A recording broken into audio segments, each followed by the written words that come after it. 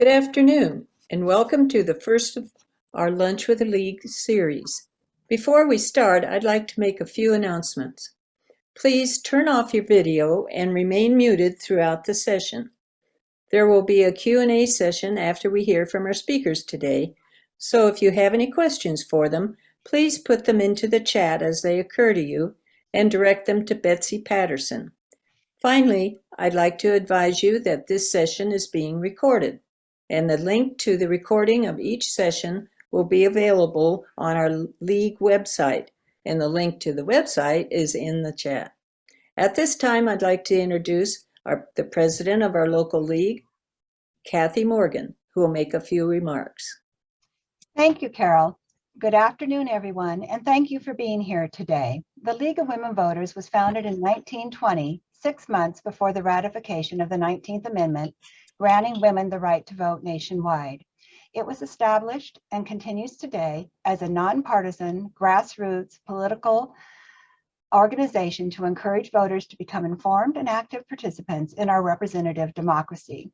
The League engages in many activities to ensure that our democracy works, such as registering voters, educating them about the issues and the candidates, getting out the votes, as well as supporting fair and transparent elections. The goal of this Lunch and Learn series is to inform citizens about the different facets of our local government. We hope that you will find it very informative. Now, I would like to introduce our speakers for today. Joseph Pope is the Director of Water and Sanitation for the Ventura County Public Works Department, a position to which he was appointed in 2019. He is a licensed professional engineer holding a bachelor's degree in environmental resource engineering from Humboldt State University and a master's degree from UCLA in civil and environmental engineering. During his undergraduate and graduate studies, he specialized in water resources with an emphasis in groundwater management. Prior to his employment with Ventura County, he served in the U.S. Navy for 22 years as a Navy Civil Engineer Corps officer, with his last post being the Public Works Director for the Naval Base of Ventura County. Dan Drugan is the Manager of Resources and Public Affairs for the Calleguas Water District. In this role, Mr. Drugan oversees water use efficiency, external communications, public information, media relations, annexations of new territory, drought response and resource allocation, environmental review, and certain water resource planning activities for the district. Before joining Calleguas in 2018, he held a position at Foothill Municipal Water District, implementing a variety of water resource planning and demand management programs. He holds a bachelor's degree in chemistry from Occidental College. Welcome, gentlemen, and thank you for being here today. We look forward to hearing you. At this point, I'm going to turn it over to Mr. Drugan and Mr. Pope. Thank you. Well, fantastic. Thank you for having us today for the lunch. Are we going to queue up the presentation at this time, or are we going to go into a little bit about our okay, fantastic. So let's see if we can get the presentation up. Thank you very much. And this is a very nice title slide that shows some of the very large reservoirs in Ventura County. To the west of the county, you can see that's Lake Casitas. It's a very large reservoir that's over in the Ventura River watershed. And then in the center, actually the north part of the county, you can see Lake Piru. There's an image right there, north of the Santa Clara River watershed. And then down here in southeast Ventura County, that's the perspective that you're going to hear more from during this Lunch and Learn session. We can see Lake Bard, and that's an imported water reservoir that Calleguas Municipal Water District, the agency that I work for, that we own and operate. What's nice about this image is all three of those reservoirs that you see on this title slide did not exist 65 years ago. So with the development of water resources in the county came a lot of the other development that we see, the housing, the communities that have popped up all over Ventura County. So we can move ahead to the next slide.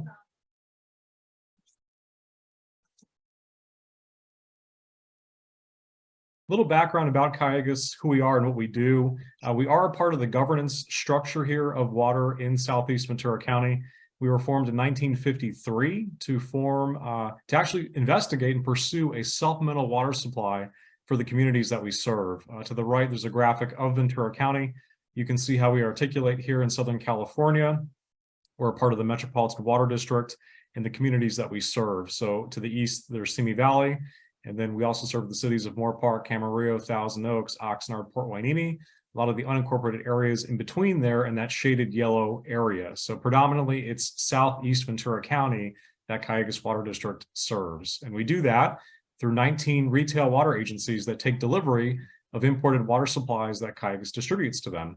And that's primarily state water project supplies. And so how this chain works is up in Northern California, we have the Sierra snowpack that melts off in the spring and summertime, and that's being conveyed through very large state facilities to the Metropolitan Water District.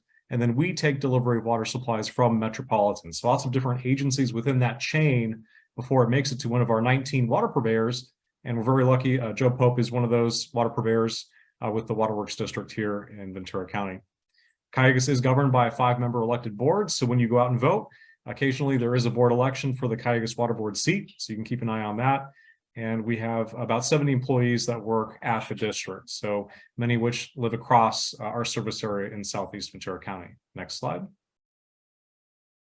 This shows the reliance of the water supplies that Calleguas serves. So again, this is imported water.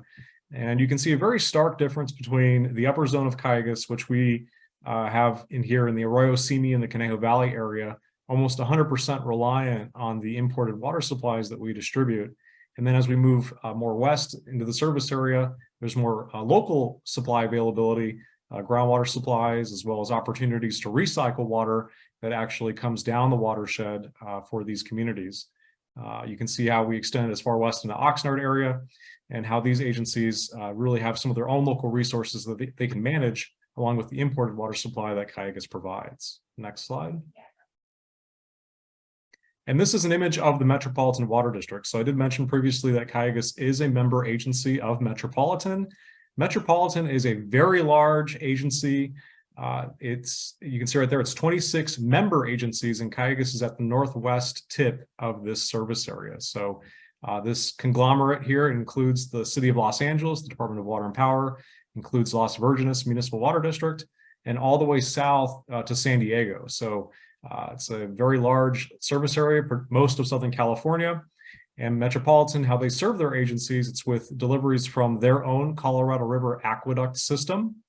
And then eventually Metropolitan became a member of the state water contractors and takes delivery of water supplies from the state of California with the state water project supply. You can see Calleguas right there at the northwest. We're very close to Castaic Lake.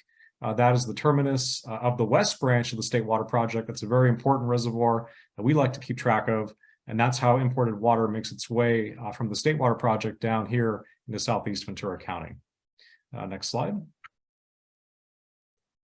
I did mention this, but we'll go over it a little bit in detail here. Here's an image of California. This is the watersheds for the state water project, the Northern Sierras. Very important water bank, right? And so what we like to see with the state water project supply is the accumulation of snowpack during the winter months and how that accumulates in the Northern Sierras. And then that melts off during the spring and summertime into watersheds, the Feather River watershed being the principal watershed for the Lake Oroville reservoir. Lake Oroville is the principal reservoir for the state water project, very large 3.5 million acre foot reservoir that actually drains through the Feather River, meets up with the Sacramento River before entering into the Bay Delta area. And so folks here might recall some issues with the Delta that have been talked about for decades. It's a very sensitive area. Estuary, lots of man-made levees that over time have been degrading. And that is an area that the California Department of Water Resources must use a very large pumping plant to pump imported water south to Southern California. And so that right there is the state water project right there in the middle of this graphic. And you can see how that branch makes its way down California. There's the coastal branch that makes its way into SLO and Santa Barbara counties. The west branch, which we're very concerned with, that makes its way to Castaic Lake, which serves us here in Ventura County, and then all the way to the east branch in San Bernardino County. The middle of this slide right here in California, you can see the Los Angeles Aqueduct. And so that's a aqueduct system that the Department of Water and Power had built many years ago. Many of you recall the name William Mulholland. And so that system really is for the benefit of the city of Los Angeles only. So that's a supply that DWP, their customers are afforded, but not Calleguas, not other areas of Southern California. Over here, you can see the Colorado River Basin, We've seen a lot in the news with the Colorado River recently, a lot of contentious negotiations on how to best cut back water supply deliveries from Lake Mead being at very low elevations for the past couple of years and decades now. But this year being a banner water year, we're starting to see some relief. A lot of runoff projections are pretty favorable through the end of the year to build back up the water levels in Lake Mead to where we're not at that level to where really hard decisions need to be made, but at least it's kind of taking the edge off of these negotiations with California, Nevada, Arizona, and the other parties involved. But the Colorado River is a very important reservoir for Metropolitan Water District. It was one of their principal base supplies back in the 40s and 50s. And in years when state water project supplies are very low, Metropolitan Water District likes to maximize the amount of water from the Colorado River aqueduct that it can bring into Southern California. Next slide. And I'm going to turn it over to Joe at this point. Thanks, Dan. All right, so I work for the Public Works Agency. Ventura County Public Works Agency is one of 5 department directors. That department that I'm in charge of is the Water and Sanitation department. And I just wanted to kind of go through sort of what we do, and then I'll jump into the more water specific things as this is the topic of discussion for today. So in my department, we have about just under 70 employees out of an agency that's just under about 400 employees. We are completely funded through the rates that we charge to our customers. So we don't take any general fund, any taxpayer dollars. So it's all through either the water bills, the sewer bills, the trash bills. If you happen to live in unincorporated Ventura County, we administer the trash hauler contracts. We do all the planning, design, construction, operations, and maintenance of the county-owned water and sewer systems. And I have a slide that shows which systems those are. We do all the meter reading, billing, collection, and then our waterworks districts are all governed by the County Board of Supervisors. So the 5 elected members, they are the ones that vote for approving any increases in the rates. They approve the budgets. They approve any the projects that we put forth and as part of our capital improvement plans. And a unique aspect about the county waterworks districts, they're sort of a separate legal entity aside from the county, even though the Board of Supervisors is technically the board for those waterworks districts. What we don't do is we don't provide water and sewer service to the entire county. Each jurisdiction, whether it's a city or a special district such as Camarosa, they have their own authorities within their service areas to provide those services. The Water and Sanitation Department, we don't provide water resources or groundwater management. We don't do regional water planning. However, we're tied in with those that do. Another department within Public Works is our Watershed Protection District. They also support the Fox Canyon Groundwater Management Agency. So we are tied into them. We collaborate with all aspects regionally, but we are not the lead for those type of activities. And then on my solid waste side, we don't own any landfill, or we don't manage the landfills and infrastructure for around the county. So you have a couple active landfills, Toland Road, which is operated by Ventura Regional Sanitation District, and then you have the Simi Valley landfill. It's operated by Waste Management. We do have agreements with them, but we do not operate or own them. So if we go to the next slide, please. So this is an overview of our Ventura County watersheds. We have three what we call 3 major watersheds. The Ventura River over there on the west side of the county, and then we have the Santa Clara River watershed, and then the Calleguas Creek watershed. Those are our 3 major watersheds, and then we have other minor watersheds. Cuyama River up in the northwest corner, which, the headwaters of the Cuyama River starts in Ventura County, and then it flows northwest into Santa Barbara County. We have the Malibu Creek watershed, which its headwaters are in Ventura County, and then flows south into Los Angeles County and through the Malibu Creek watershed there. And then we have several what we call coastal watersheds. So there's kind of small drainage areas that kind of in the immediate vicinity of the coastal communities in Ventura County. I think this slide is very important because when people think of water supply, they often think of surface water reservoirs, these big infrastructure projects. And as Dan highlighted on his first slide, we have very limited storage capacity of surface water in Ventura County. You'll notice Casitas over there. It's not, a lot of people think it's on the Ventura River. It's actually off what we call off-river storage, which is an interesting story behind that. But on the Ventura River, we have the Matilha Dam, which did not do very well when it was first built. It essentially filled up with silt. So it's very challenging geologic environment to do surface water storage in Ventura County watersheds. So as you'll see in some of the next slides, we rely heavily on that imported water from out of that Calleguas brings in through the State Water Project, and then our local groundwater supplies, which make up a big portion of the water supply portfolio for the county. If you could go to the next slide. So this is from 2020. It's a water and supply demand for the countywide by sector. So as you can see, agriculture is the biggest user of water in Ventura County, followed by municipal and industrial. So that's your residential, your cities, your any homes, businesses, etc. And then we do have 10%, which is private and domestic wells serving, individual properties, individual homes. And then there's other, which is most likely like government type institutions, like perhaps maybe the Navy base or other sort of unique government entities like the Forest Service and things like that. Go to the next slide, please.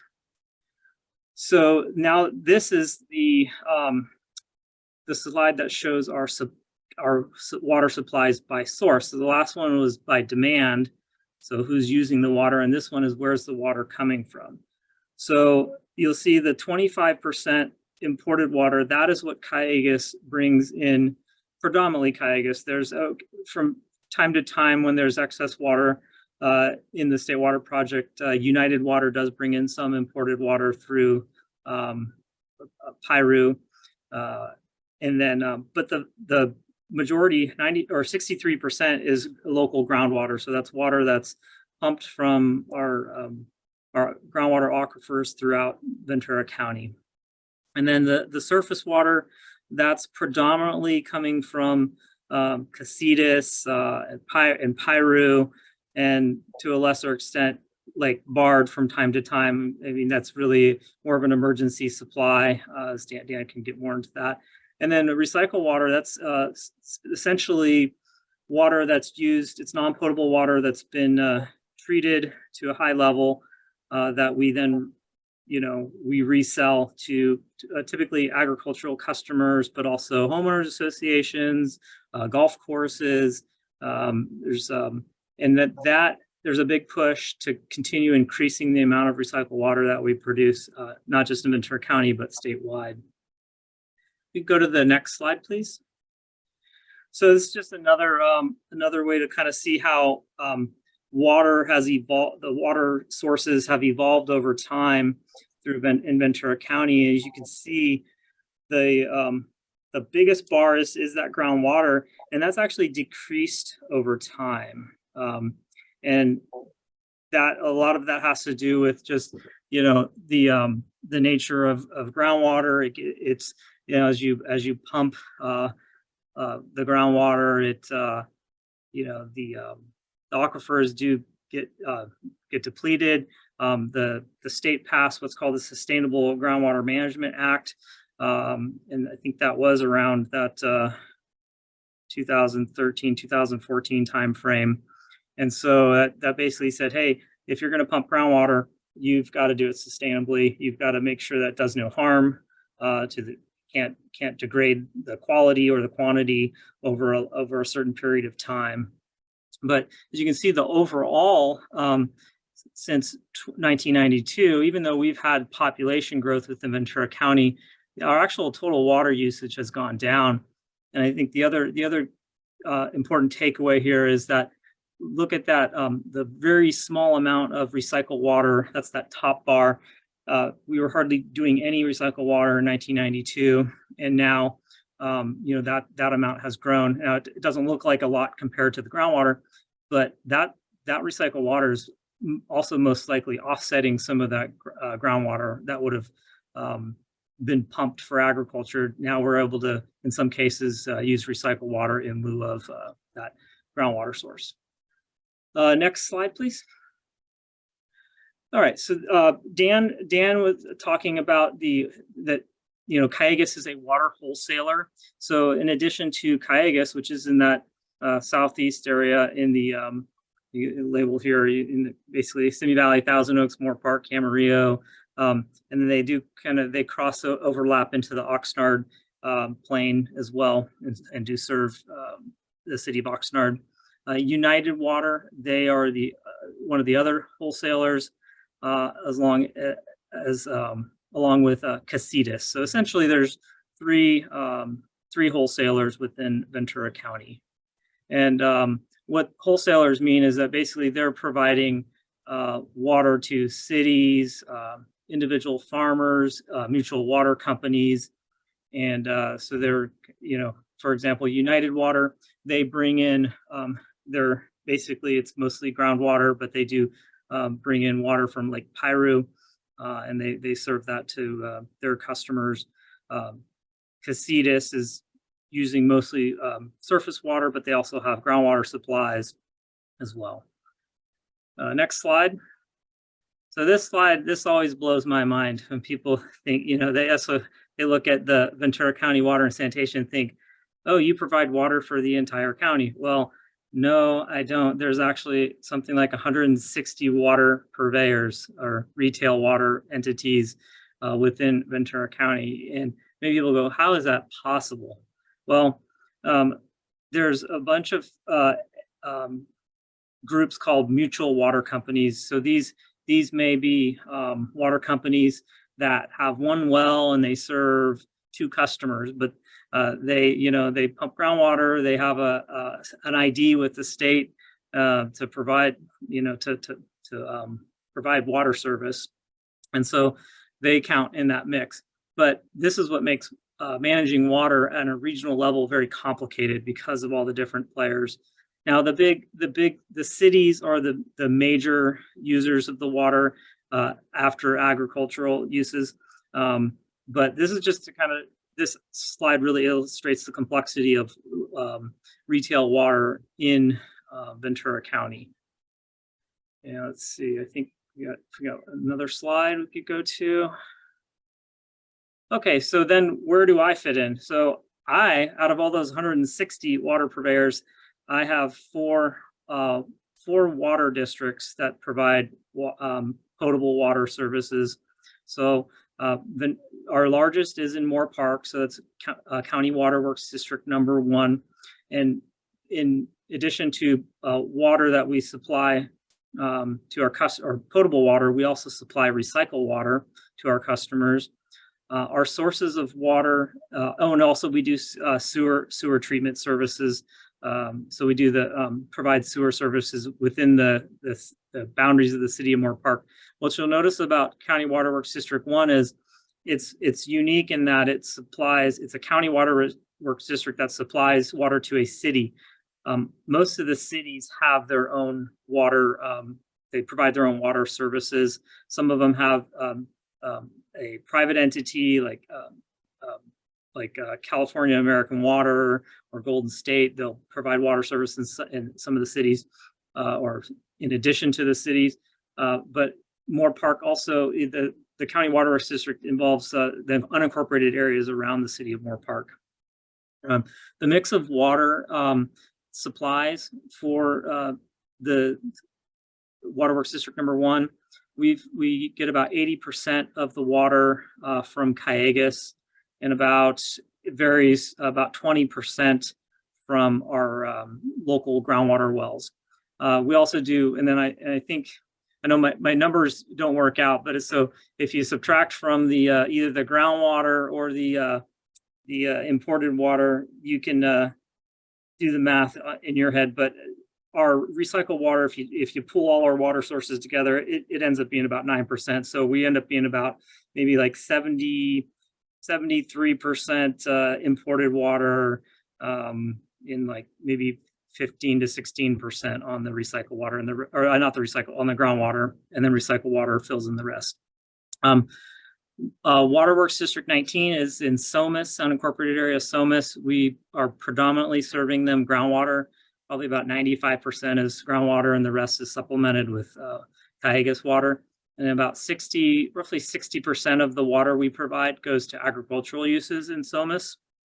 And then Bell Canyon, communities of Bell Canyon and communities of Lake Sherwood are our 2 other waterworks districts, and those are supplied 100% with imported water from Calleguas. One anomaly here is you'll notice we have a Waterworks District 16. That's in Piru, but that is for sewer only. And then I have other sewer districts that we have in the county that we provide service to, but it's sewer service only, and that's County Service Area 29, which is the North Coast Beach communities. And then we have El Rio, Nyland Acres, and then we provide sewer service at the county airport in Camarillo. Next slide. I think there's one more slide. Yeah.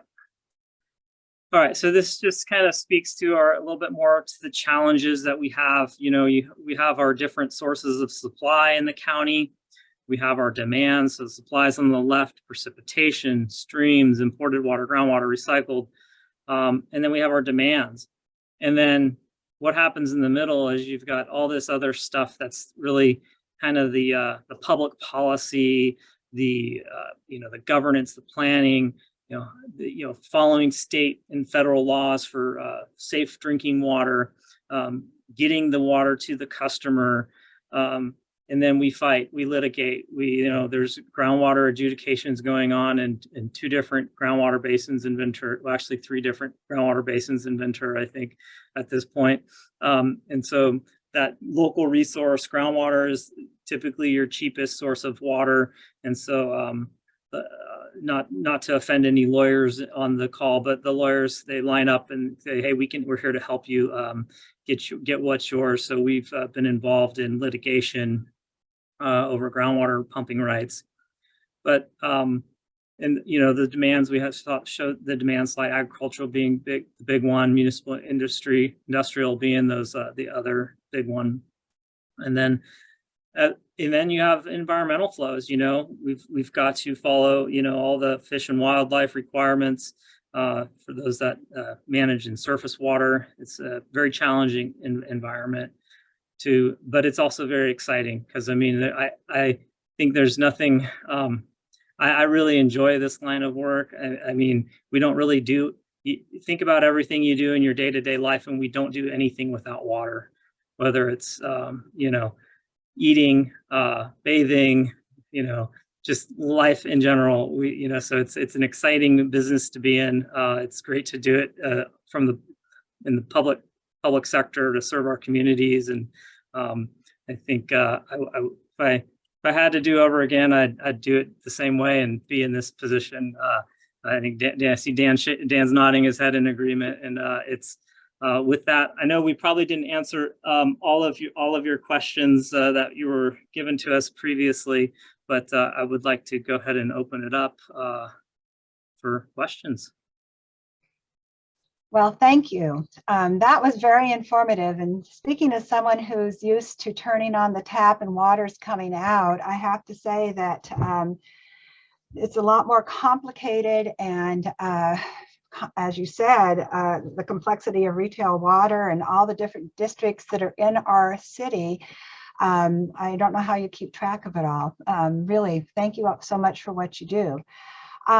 We did have some questions like, what do you find to be your biggest challenges now? Is it the litigation? Is it the trying to maintain a source of water with, especially in these years of drought that we've had? What would be your biggest challenges? I'll jump into this question. There's sometimes you can get overwhelmed by the number of challenges day to day you see, but we just recently went through this extended drought period, three years of lower than normal supplies from our state water project. So Dan can talk more about this, but it's a challenge. But honestly, when I look back, you look back in time, and it's really it's a norm. It's normal, right? California has always gone through periods of very wet periods followed by very dry periods. The question is, how long are those dry periods? And is there going to be enough supply, whether that's in the state water project system, whether that's locally from groundwater or surface water storage?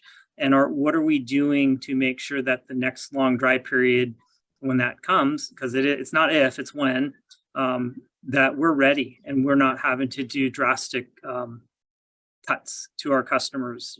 We went to a 30% reduction, I think, in most districts for water conservation during this last drought. And can we do better than that? Can we, and I know we push conservation as a way of life, and I think we've done a great job countywide with conservation efforts, and not just residential, but even the agricultural customers have done a great job with micro irrigation controllers and really using science to irrigate soil moisture. And but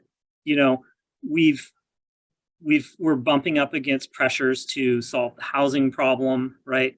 We get that question a lot. What do we do? How are we going to crack the case of the housing shortage if we can't even we don't have enough water to provide our current customers what they need? And it's a fair question. And I use the example of Waterworks District 1. Over the last 15 years, City of Moore Park has had population growth, but their water usage is down 45%, even with that population growth. So conservation was a big part of that. Recycled water increase was a big part of that reduction in reliance on potable water supplies. So we're chipping away at it. And I think what we're seeing, and Dan, we had a meeting with Calleguas and all the water purveyors last week, and they showed a slide of the state water or Metropolitan's storage. And Dan, I don't know if you want to talk a little bit about the 3.3 million acre feet of dry year storage that Metropolitan has never had historically. It's the largest amount of dry year storage that at least they will have when it's all said and done this water year. Yeah, so I'm going to jump in a little bit because Joe teed that up very well. I think there's one misconception that, when you're paying your water bill, it only goes to the entity that you're paying it to. That water bill gets funneled up to a lot of different organizations that are part of that chain that bring that water to you. Joe ended that presentation with a great slide that shows supply and demand and what happens in between here. That's one of my favorite slides that the county has shown because there is so much that goes on. So when we pay our water bill, a portion of that does go funnel up to the Metropolitan Water District. They've built huge storage capacity for wet years to store water supply.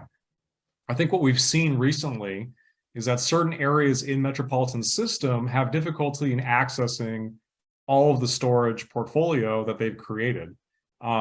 So Joe mentioned that we have record storage coming up. We're projecting record storage by the end of the year. So when we pay our water bill, a portion of that has funded that storage capacity.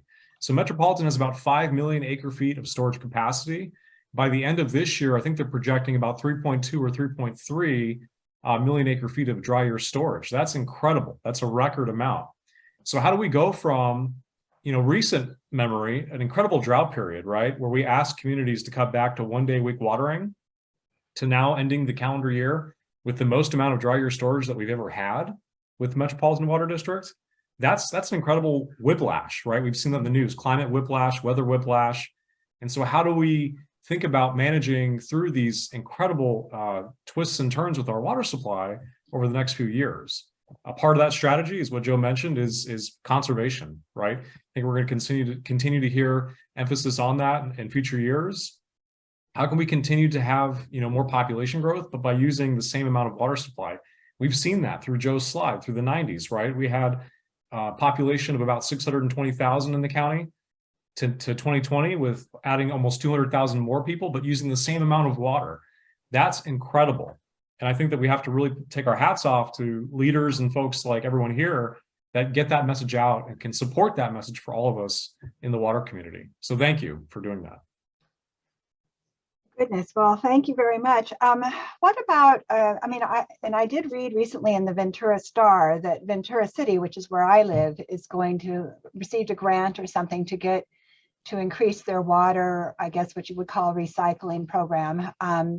Are other communities in Ventura, other water districts in Ventura County going to be doing more in that regard? And then I know a lot of questions come up about desalination, which of course has its own concerns, but I'm sure that people would like to hear a little bit about what your thoughts are on that.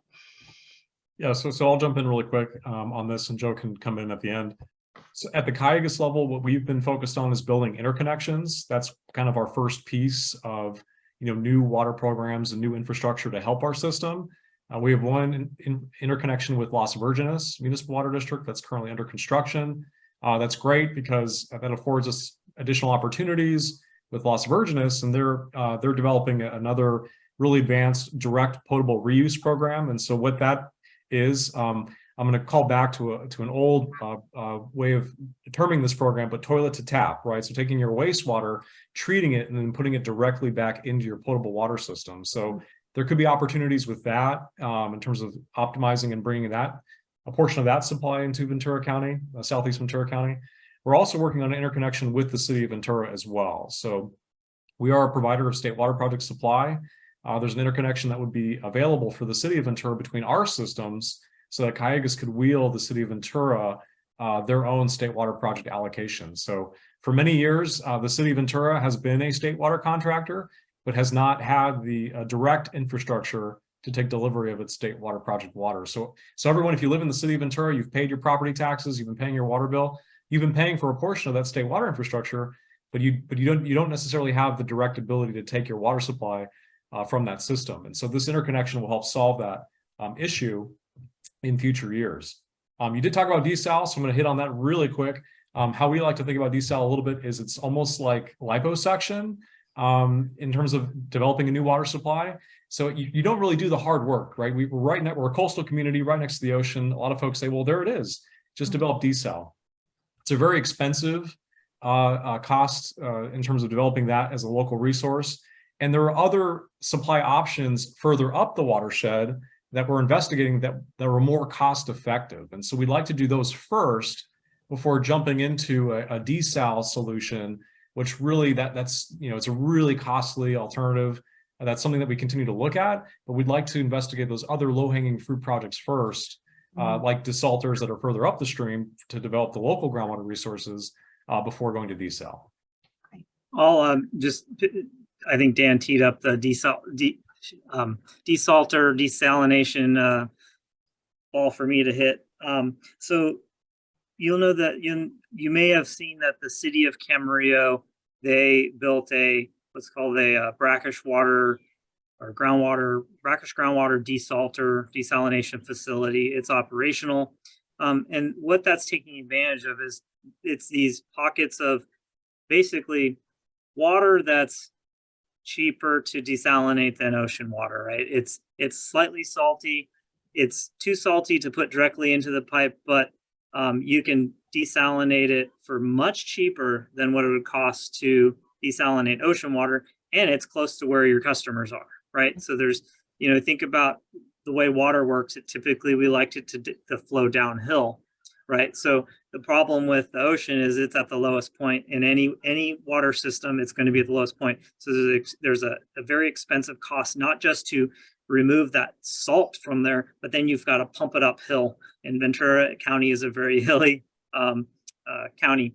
So all those things being said, I know City of Ventura is working on essentially the potable reuse, what Dan mentioned, or toilet tap, which we don't like to use, but that is going to use desalination technology. City of Oxnard, I believe they're also working towards that capability. It's also going to be using, kind of the desalination reverse osmosis technology. In Moore Park area, we've also have some brackish shallow groundwater that we've had a project that that's been in preliminary studies for many years and kind of got hung up with some litigation with the groundwater basin. But we believe that's going to be another opportunity. If we can do 2,000 acre feet a year out of the 10,000 that we provide to our customers, and then replacing that imported water with additional local water, then that means that 3.3 million acre feet of dry year storage that Met has now goes a little bit further. So and it just creates that local resiliency for our water systems here. So hopefully that answered your question. Bottom line is ocean desal is still very expensive, and there's much cheaper ways to get new water, we'll say, into our systems in Ventura County at this point in time. That's not to say that will always be the case. And it sounds as if you're investigating other ways to increase our water supply. Absolutely. Absolutely. Great. Another question we had that I don't think you mentioned, because you covered a whole lot of material in your prepared remarks, and that was wonderful. But I know that some parts of California cultivate crops that are very high water users. Is that true in Ventura County? Is there any need to consider, shifting our focus on agriculture? I mean, to keep the agriculture, but shift crops? Or are our crops pretty much suited for our water? So I'll tackle this one. It's a tough question. It's a great question. And it's something that is really way above my pay grade. It's a public policy type of question that elected officials, not just at the local level, but at the state level, need to be making those sort of really valued judgments on what, should the Imperial Irrigation District be irrigating alfalfa that is exported for cattle feed to foreign countries? We at our level, we don't get to make those sort of policy decisions, but those are the type of questions that the policymakers in Sacramento and possibly in DC should be kind of making. Is that how we want to use our water? Ag is what I think it's 80% of the water usage statewide.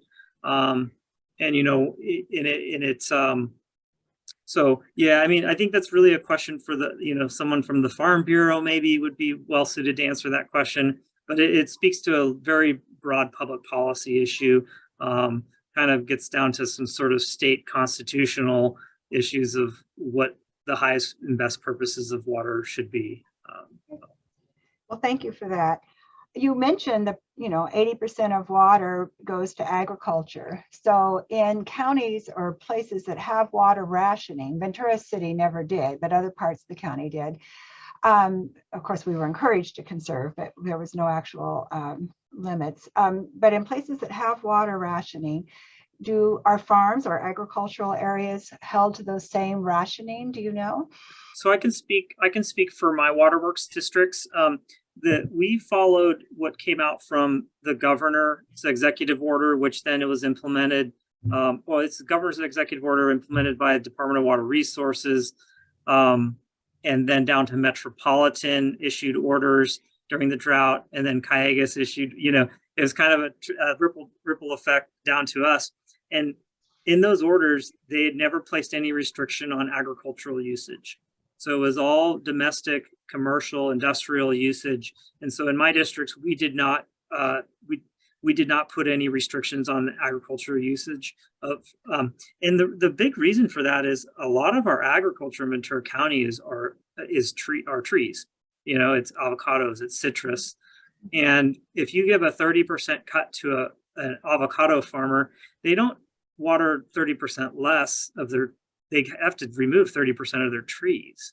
Mm-hmm. So that's a big economic hit. And once again, this gets back to a political issue that is way above my pay grade. But it's a good question. And I think what some of the big agencies are doing, and Met in particular, is they are paying farmers to not irrigate in some of these, larger areas, whether it's Central Valley or it's Inland Empire. I believe Metropolitan has been paying farmers to fallow fields, and so there's opportunities for that. But that's not been a mandated thing from a public policy standpoint, at least not at this point in time. Okay, thank you. In terms of water testing and water safety, do we have state standards for that, or are all the districts in our county the same, or is it the same throughout the state, or how does that work? Yeah, so it really comes down from federal law, from the is it the Safe Drinking Water Act, or one? Yeah, I think it's the Safe Drinking Water Act, or clean. I get the Clean Water and the Safe Drinking Water, but so essentially it's federal laws that regulate, and then the state has to implement that state law, and so we're regulated by the Division of Drinking Water, which is a state agency, part of the Department of Water Resources, and the state will also layer in more strict requirements, oftentimes in the federal government. So all water retailers have to follow the same standards for water quality. Okay, thank you for that. This has been a lot of information. We really appreciate it. Is there anything else you two would like to add before I turn it over to Betsy to field any questions that might have come in from the attendees? I would say if you have kids or grandkids that are thinking about college or getting ready for college, encourage them to go into engineering, civil engineering, environmental, study water resources. This is not, we need a well-trained, well-educated workforce. We've got a lot of people that are retiring, and so we've got a lot of vacancies, and and that not just currently, but that I foresee in the future. And so, this is a great career field. It's the challenges are never there. It's always going to be a challenge here in California in the water world, and it's an exciting challenge. And we need smart people ready to tackle those problems. I'm happy to report that my daughter is an environmental engineer. She, however, works in air, but her fiance works in water. So. Excellent. Anything else you'd like to add, Mr. Drugan? I would just say thank you for the opportunity. I think that these are very important, and all of you here at this meeting. I mean, water issues sometimes fall under the radar, so thank you for elevating that with your group, and thank you for the opportunity. Well, we really appreciate you being here. So thank you so much. I'm going to turn it over to Betsy Patterson at this time. Thank you. Thank you. Yeah, we do have a few questions from the participants here. One of them was, how complicated or expensive is it? Is it to take the wastewater and reuse it? I know a lot of places reuse it for landscape irrigation and all, but really, I mean, we have people who need to drink water. So the question was how expensive and complicated it is to take that wastewater and make it into potable water. Well, I don't think I have a good number. I can tell you that the cost to make it into non-potable recycled water, so not for human consumption, but for irrigation, it's a marginal increase in cost. It's some additional disinfection, some sand filtration, and I don't have a good number on what that marginal cost increase is. But you can imagine the potable use is going to go through even higher level treatment. So I don't have a good number. I don't know, Dan, if you have anything off the top of your head. I could provide some insight from a water quality perspective. I think when you're taking wastewater and making it into potable, pure drinking water, there's an issue with the byproduct of that treatment process. At the end of it, you're going to get a very highly concentrated, usually it's very salty water that you can't just discharge back into the watershed. If you can think about how treatment works, further up our Calleguas Creek watershed, you have a water treatment plant that takes the wastewater, treats it to a level that's acceptable enough to discharge it back into the creek, right? That water keeps getting reused further downstream, and it gets concentrated with salt. And so where do you put that salt? It's an issue of where do you discharge it? So, when I think about like Las Virgenes, for example, that's developing their own toilet to tap program, I know we hate using that term, but recycling the wastewater to pure potable water, they actually need a facility to discharge the brine, the byproduct from that process. So it can get really expensive, but luckily we have a facility here in Ventura County that can help with that, that can take delivery of the brine and discharge it straight to the ocean. So I think with disposal as another cost consideration, that's another reason why you're not seeing too many of these potable water, direct potable reuse projects coming online right away, because there needs to be that mechanism on how you take delivery of that brine at the end of the process. So just another consideration for that. Kind of like nuclear energy, it sounds like. Yeah, the permitting for a discharge facility is not trivial either. Just like permitting for nuclear facility is not trivial. The regulatory environment is very challenging. Right, but it seems like it may be important also to make sure we don't cause more damage to the future of our Earth. Yeah. Someone asked if you have any idea how often it's been necessary to tap into the emergency water sources. Like you said that the Metropolitan Water District has emergency services. Do they tap into it every year, or do they tap into it only in severe droughts, or do you have any idea about that? Yeah, so I can speak to that. So at the Metropolitan Water District level, there's a certain amount of storage that they've reserved for only an emergency. So it's very important because a lot of our major pipelines of imported water that Metropolitan has connection points to, they cross the San Andreas Fault. So if there was a really large earthquake, we would need to have the ability to tap into some emergency supply, both at the Metropolitan level, but also at the Calleguas level to serve our customers. Calleguas, we have our own kind of unique issue with a single pipeline connection point to Metropolitan. It goes through, it's actually a tunnel through the Santa Susana Mountains. That's how we take delivery of our imported water through Chatsworth into Simi Valley. That's the only connection point we have to imported water.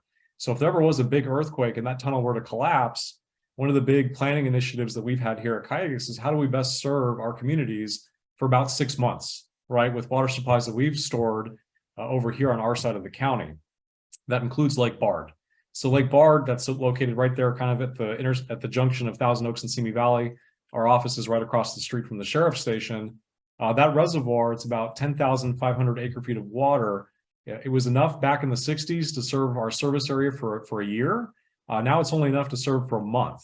So if there was ever a big earthquake, a big event, we would be out there in the communities saying, hey, no outdoor water use at all. We need to make our reserves in Lake Bard and the reserves that we have stored located in the Las Posas area really work out for us over the next few months while we reestablish that connection point to Metropolitan. So our benchmark for planning has always been 6 months. How can we best, utilize that resource with demand management to get by during that period? Interesting and reassuring to know that we have some plan locally here in Ventura, not depending on the other side of the San Andreas Fault. You had mentioned also that 60% of the water use is groundwater use versus the surface provides only 8% of the water. Living here in Ojai, we get the message that all of our water comes from Lake Casitas, but we do get some supply from groundwater. I know you're Calleguas, but do you have any idea the proportion of groundwater versus surface water used in various communities, like for example in Ojai? Yeah, not so much in the Ventura River watershed area. My understanding of that area is there are certain pockets of Ojai that are usually more groundwater than they are the water from Lake Casitas. So you would have to talk to Casitas MWD to, I think, get more information on that. Okay. And one other person asked the question about what will happen in Ventura County if we are not able to get even that small portion that comes from the Colorado River. Is that going to have a major impact on our water supplies in Ventura County? I think the short answer is yes, it would. And the reason for that is that Colorado River supplies are used a lot by our other metropolitan member agencies, right? Like in Orange County, San Bernardino, Riverside counties, San Diego. So that imported supply has been a lifeline for Southern California for decades. And I think the issues that we're seeing on the Colorado River, right? It's been decades of drought. How can the senior water rights users and the different states come together to come up with a plan on how to reduce water use? Luckily, we did see that. So California, Nevada, and Arizona did come together for a plan on how to conserve about 3 million acre-feet of water on the system. The majority of that would be conserved by California water users. And this is another issue that a lot of folks, I think, kind of falls under the radar, is that the largest water users of the Colorado River in California is agriculture. It's not the Metropolitan Water District. It's these very old farming districts out in the Imperial Valley area that have some of the most senior water rights in the Western US. And so how do you conserve? It's like what Joe said, it's paying for fallowing. And so I think a lot of funds from the most recent Infrastructure Investment Act on the federal side are going to help support that for those farmers to conserve water. Here in Southern California, Metropolitan Water District, they're also a water right user of the Colorado River. They're looking at more recycling, right? Like large scale recycling projects in the kind of Central Basin, LA Basin areas of Los Angeles. So I think together, that with those improvements to conserve water over time, hopefully those will bear out so that we don't have to, utilize a lot of the state water resources, which we are very protective of, and spread those out to other areas, to basically that, constraining that resource even further for our communities in Ventura County. Okay, thank you. It looks as if we've run out of time. I did have one last question to ask you is, on your very first slide in your presentation, when were those pictures taken? Lake Casitas almost looks that good now. That's a good question. I think I'd have to take a look back at my notes, but there's been an incredible rebound with all of our reservoirs. I think Lake Piru is topped off for the first time since 2006 from the recent rains, and now the water coming in from the State Water Project. And Casitas has bumped up a phenomenal amount, right? So all of our reservoirs are starting to fill up, which is great news here in Ventura County. Okay, that's great. So let me just make sure I'm not missing. Okay, we have a little funny thing about our chat. I think I've covered most of the questions that people have submitted, and I'm going to turn this back over, I think, to Carol, who will give us our closing remarks, I believe. Maddie, are you there?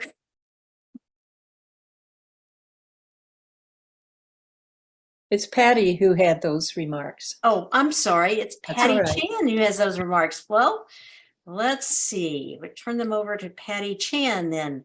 Maddie or somebody. Yeah, Patty did not turn on her video yet. Oh, sorry. So I kept, there we go. That's better. I unmuted myself. I thought that was good enough. Anyway, this has been really an educational series today. But I would like to remind everyone that next Wednesday, we will be also having a meeting at the same time, same place, and hearing from presiding judge Kevin Denotti. As a reminder, these recordings of this session and all future ones will be available on our website. Please go to the League of Women Voters website to access the link to these recordings. And thank you everyone for attending, and we look forward to seeing you again next week. This concludes today's presentation. Thank you very much, everybody.